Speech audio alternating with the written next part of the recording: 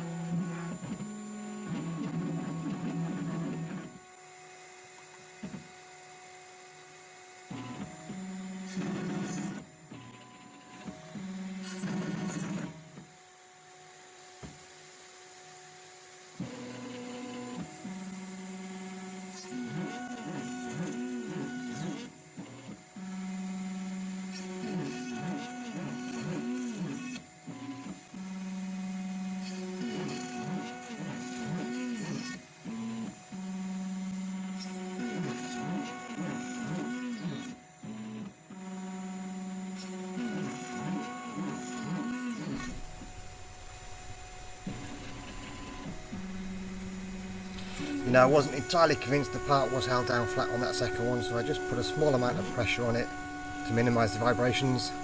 As I say, brush handle is okay, but I really shouldn't have my fat fingers anywhere near it. I've got enough holes in the gloves. As you can see, due to the bed not being flat, the second part didn't even cut right through first time. So I adjusted the Z by adding a few tenths of a millimetre to the rest height and then ran it again.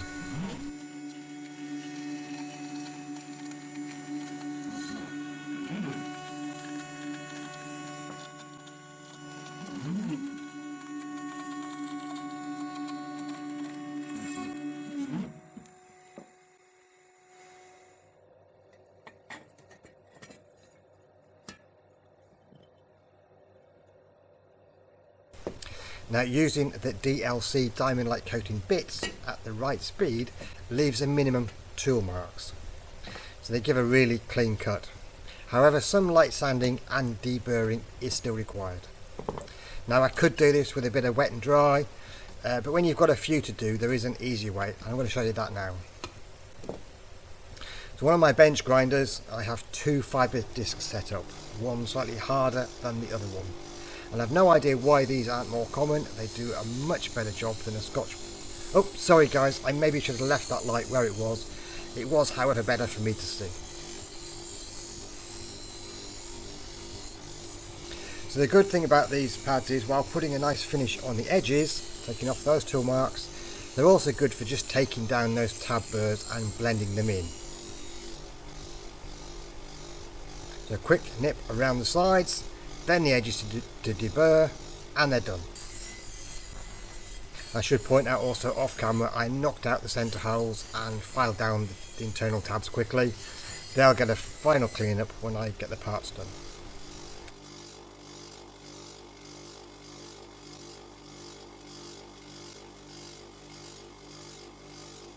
Now on to forming.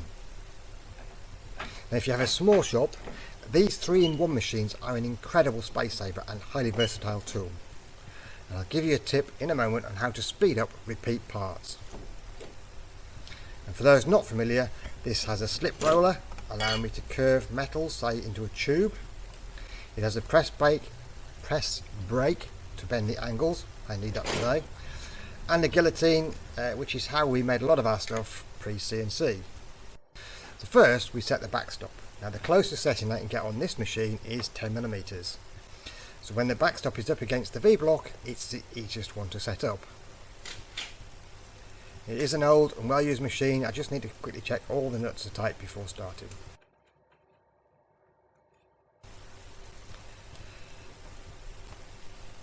Then ensure the parts are the right way around. And this piece of plastic stops marks on the part itself.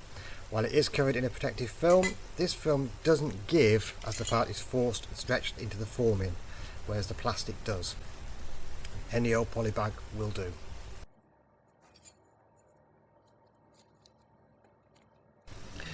You know, I thought long and hard which bender to add to the shop, and this particular one means A, I don't hurt my back bent over doing multiple parts, I can stand upright to use it.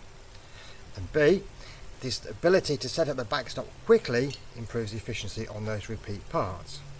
And C, there are some bends I can achieve on this that are not possible on other styles.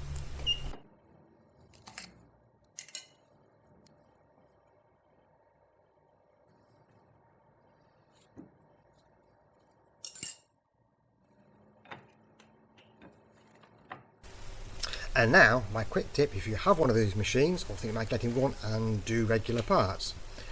Get yourself a small piece of bar stock with a bit of square stock or round bar and rivet it or weld it on at 90 degrees. Then cut to the length you want.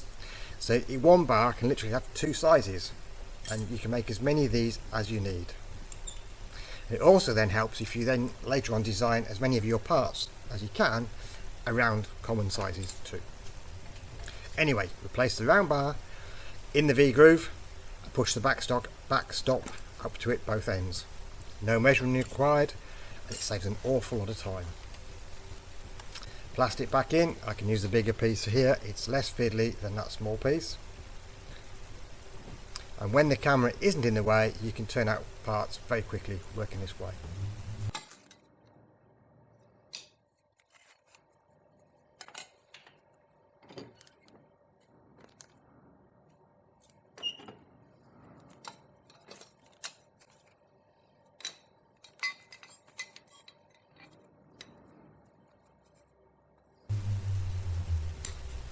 Okay, both parts done. Now let's finish it off, ready to go. So again, quickly off camera, I just did finish those centre holes up, tidied them up a bit more, deburring tool and some files. So now we've got to remove the film. Sometimes I get lucky with the film around the engraving and sometimes it absolutely fights me. But I have found duct tape can help lift it, or at least get it started to help lift it. Do you know, the hardest part for me in this video is not saying anything. I talk to myself all the time while working away on my own. It can get quite colourful when I make errors too. Except I don't call them errors. Anyway, once the film is removed, we now have a lovely clean part that a light buff with a soft cloth and maybe a bit of household polish to remove any of the film residue.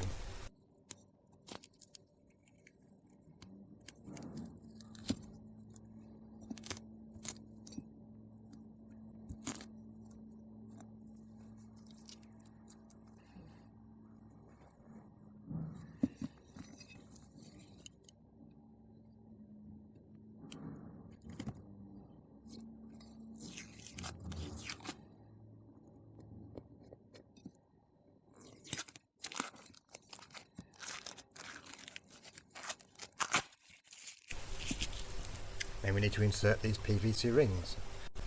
I often put the PVC rings in my pocket to warm them, just so they go in easier. There's no heat in my unit, but these ones aren't normally too bad, but some of the bigger ones can be a fight if they're cold. Don't worry, I've cut out the section where you can clearly hear me fumbling through the change in my pocket to find them. And that's it done. Part ready to go. I hope you found it useful. I know a lot of you find the woodworking fun on a CNC, however sheet metal work can be really great on a CNC router, and it really is just as easy. And you can make tons of parts.